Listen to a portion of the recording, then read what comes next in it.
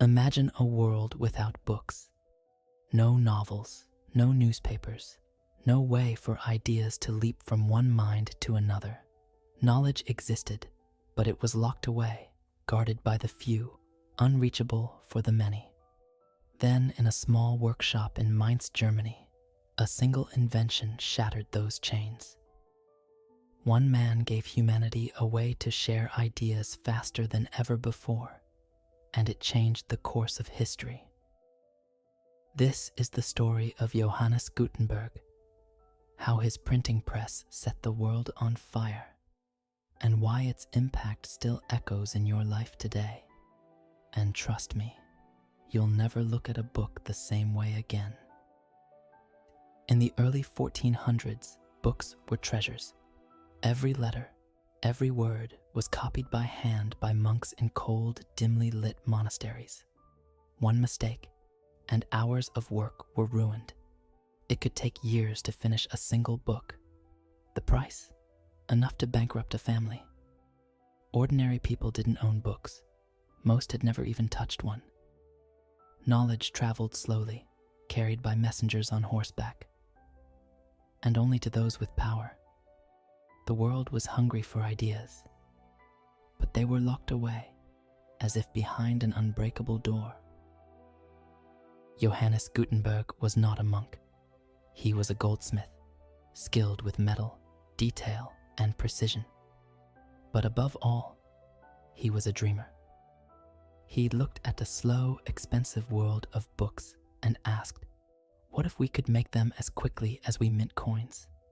In secret, he began to experiment. Wine presses existed, but Gutenberg imagined pressing words. He needed something no one had tried before. Small, reusable metal letters that could form any page over and over again. Around 1440, his vision became reality. He cast each letter from metal, sharp, uniform, perfect.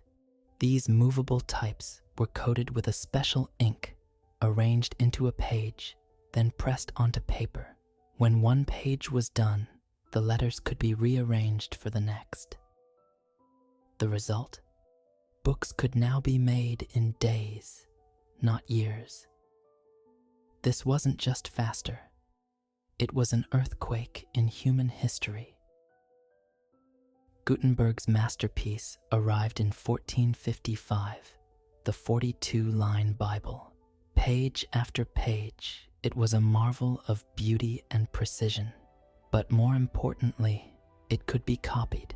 Dozens of identical Bibles rolled off his press.